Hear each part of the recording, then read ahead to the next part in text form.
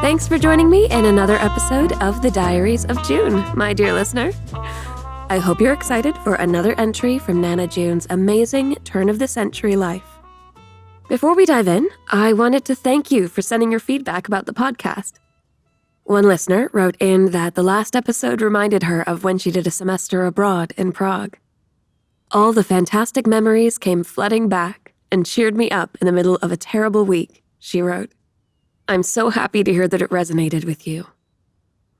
You know, I started out this podcast not even sure what it would be, and it means so much to me that Nana June's stories are helping you. They're helping me, too, in a way I didn't know I needed. She feels almost like a big sister to me now, you know? She's not just some branch on the family tree, a great-grandmother I've never met. She's someone who giggles over cute pilots, travels the world, faces hardships, finds strength. Now she's someone I look up to, someone I know and love.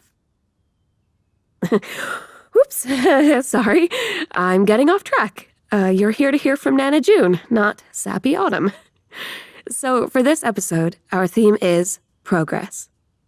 And I think it's a timely one, listener, even though it happened over 100 years ago.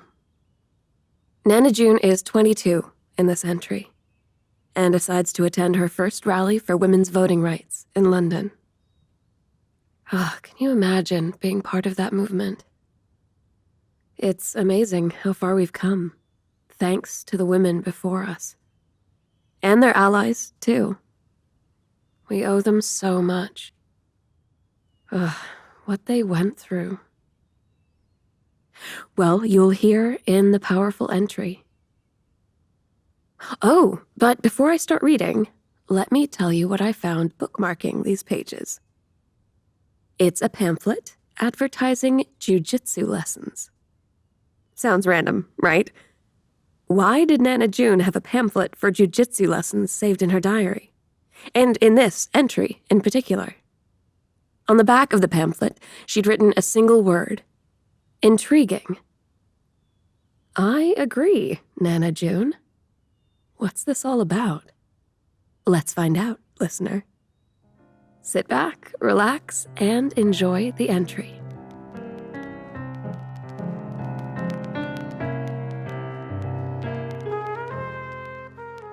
February 8th, 1912. Dear Diary, what an exhilarating day today. My hands are trembling from the experience. I hope this entry will be legible later. The day started like any other.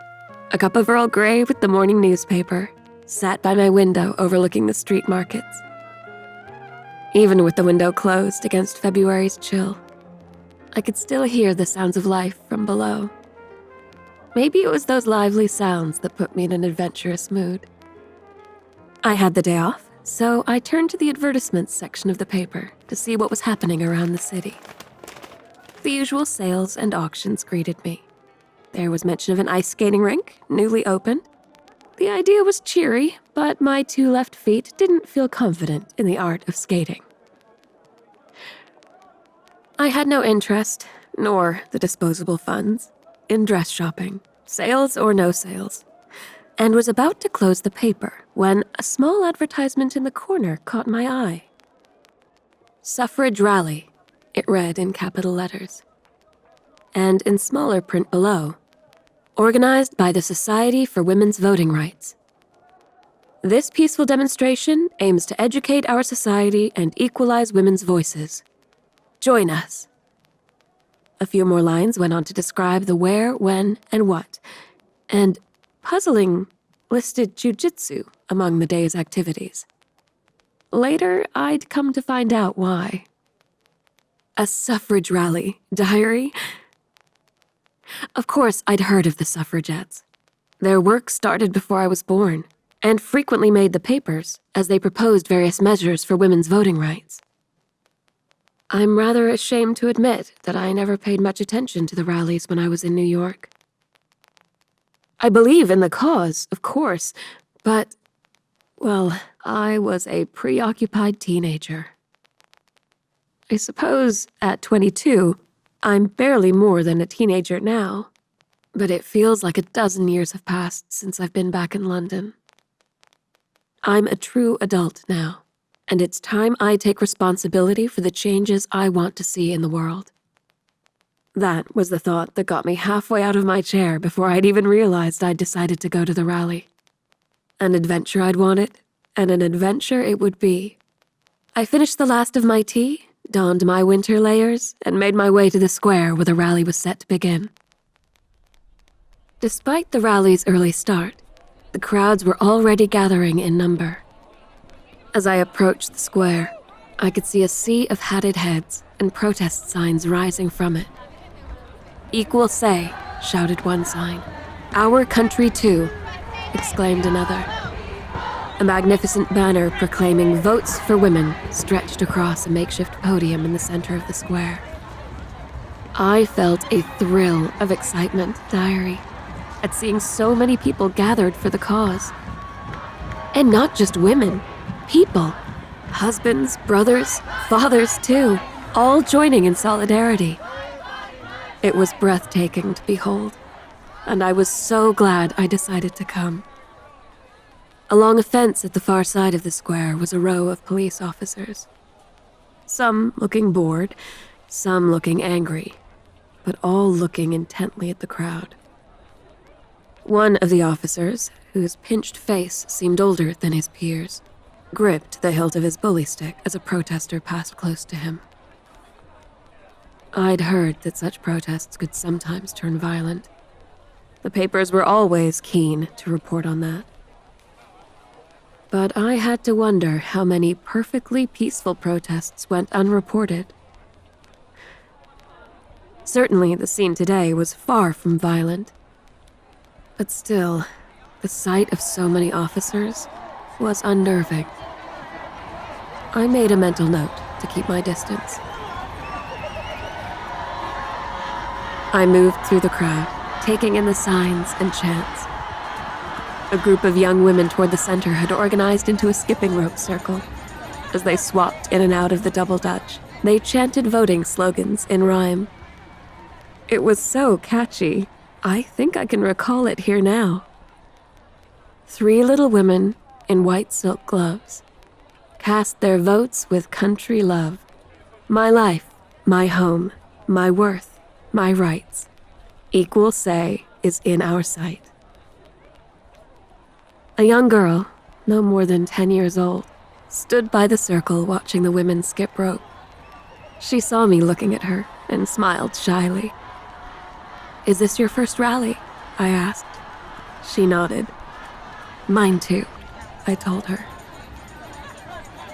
She looked at me in curiosity for a moment, as if to say, "Only your first?" And I felt a twinge of shame. When I was 10 years old, I hadn't the slightest idea about women's rights. Perhaps Mother would have taken me to a rally if... Well, never mind that ancient history. Before I could ask my new young friend how she had come to be at the rally, she slipped into the double dutch and picked up the chant. She noticed me looking and waved for me to jump in. I have to say, Diary, it's been about 100 years since I've skipped rope. But I jumped in anyway. I made it about 15 skips before ducking out again, breathless and laughing. My new friend beamed and waved, still skipping away. In another corner of the square were vendor stalls. I suppose a protest is as good a scene as any to try and make a shilling. Although, I would have questioned whether it was in good taste. As I got closer, though, I realized that they were information stalls. And there it was again, as advertised. Jiu-jitsu, according to a sign above one of the booths. I couldn't have told you what jiu-jitsu was all about, but it sounded fascinating. So I approached the booth. But before I could catch the eye of the woman behind it, I heard shouting back behind me. I turned to see my young friend running across the square, seemingly very upset. Behind her, a group of men stood laughing. Before I realized what I was doing, I stormed over to them. One of the men looked me up and down and gave a low whistle. "What's a pretty gal like you doing here with all these hooligans?" he sneered. "What did you do to her? The girl skipping rope?" I demanded. He scoffed and turned to his friends, dismissing me. But I wasn't about to have it. I grabbed him by the shoulder and spun him to face me. "What's the big idea, lady? You keep your hands to yourself, or I'll set you straight," he snarled. "This is exactly why women shouldn't vote. You're hysterical." Maybe it was the day, diary. I don't know what came over me, but before I could stop myself, before I even knew it was happening, I unleashed a fury upon that man. I never even knew I had such anger in me. I told him exactly what I thought about his opinion, and told him exactly in which unsightly place he could shove it. I shouted at him to look around. The world is changing, and you need to wake up and change with it. I left him slack-jawed in the middle of the square and turned on my heel to find a crowd applauding my outburst, my skipping rope friend among them. She gave me a smile that almost broke my heart as I thought about the world she'd grow up in and the fight she'd only just started to fight. I felt a gentle hand on my arm as I stood, still seething. I looked up to see the face of the woman from the jiu-jitsu booth. "That was very brave," she said, "but dangerous. Women have been killed at these protests, you know." "Killed?" I asked her, hardly able to comprehend it. "Yes," she said solemnly. "That's why I offer self-defense classes." She went on to tell me what the newspapers hadn't. The violence happening at these protests were not the work of the protesting women, but of anti-protesters and police. Women were being dragged by their hair, spit upon, and in the worst cases, beaten. I listened horrified as the boothkeeper told me of one woman who had recently died from police-inflicted injuries at a protest. "So, you see," she concluded, "it's important that we learn to protect ourselves. There are beginner classes every Thursday night. Take a pamphlet with you, and don't pick any fights until then." I took one, my head still reeling from her stories. I'd known the cause was important, but only in a lofty, intellectual way. Separated from the women on the ground doing the work. And it made me so mad, diary. How could I have sat comfortably by while women were being beaten by police for voicing their opinions? The rest of the protest passed in a blur after that moment, and before I knew it, the square was emptying. Signs were folded, booths dismantled, carts carried away. The police had left too, evidently convinced there would be no need for beatings today. Diary, I know how foolish this must sound. June goes to her first rally and pats herself on the back for a job well done. But today changed something in me. Seeing so many people turn out for the occasion, some even as young as my skipping friend.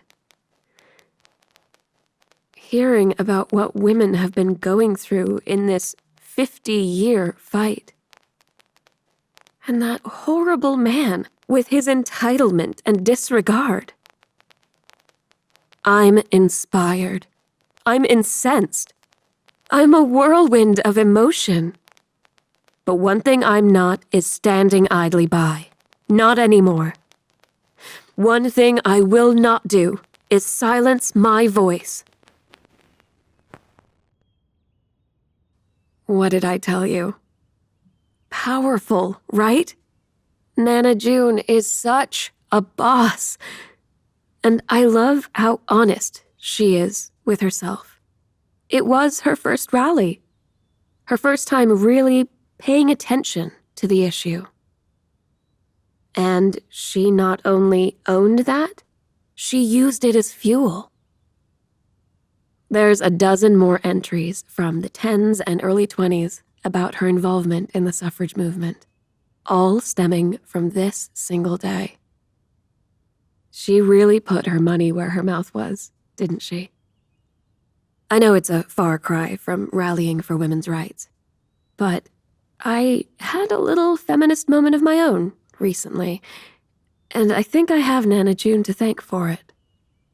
If I hadn't read this entry, I think I would have just said nothing, like I always do. Remember last episode how I mentioned that I had to come back to San Francisco for work? Well, it put me back in daily contact with a coworker that I do not get along with. He's a jerk to everyone, but especially to me. He treats me more like his personal secretary than a peer.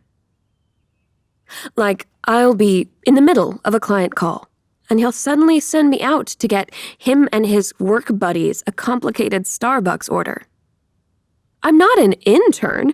I'm a practicing lawyer, for goodness sake. And he interrupts me all the time. That kind of coworker, you know? Maybe you've had one too. And it's just little things compared to life in 1912, but all his jerkiness was starting to add up. And kind of exploded the other day. He just dismissed me from an important meeting to send me on yet another errand. Because, I'm pretty sure, I disagreed with him, and he didn't want me to have a say in the rest of the decisions. And I was about to just suck it up and go to Starbucks, like I always do. But then I remembered this diary entry. I'd read it for the first time just the day before. I thought of Nana June. I thought about all the women who had spent their lives fighting for equal treatment, who had faced violence and ridicule for a say at the table. And they won. They won the right for women to vote. And 100 years later, well, like I said, I know my situation is not the same thing, but it's the spirit of it, you know? The spirit of sending women away while the men make all the decisions. Ugh, maybe that sounds melodramatic, but it's what I felt in the moment. The only woman at the conference table not being asked for her input, but being asked to fetch coffee for the guys. So, I stood up to him. I channeled Nana June, and I told him I am not his personal secretary, and if he wants a ridiculous Starbucks order, he can go get it himself. And wouldn't you know, he tried to interrupt me, and I shut that down too. I'm still speaking, I said, and then gave him extra heck for interrupting me. I'm pretty sure I was shaking like a leaf, but I tried not to let it show. And then he apologized, in a kind of half-angry way that I'm sure he didn't mean. But still, at least I stood up for myself. Finally. I feel pretty proud, and I wouldn't be telling you this if it weren't for Nana June's diary. For her amazing life. I'll share more of that amazing life with you next episode, my June crew. Thanks again for joining me on Nana June's journey.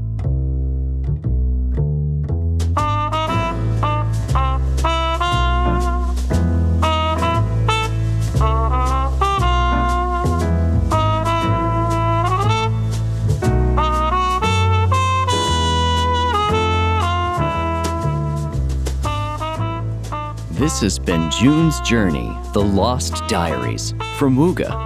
You can step into June Parker's shoes and become the detective herself in June's Journey, the #1 hidden object game in the world. Live the glamorous 1930s life as you journey around the world, finding hidden objects, adventure, and even a little romance. Download June's Journey for free on the Apple App Store or Google Play Store. Thanks for listening.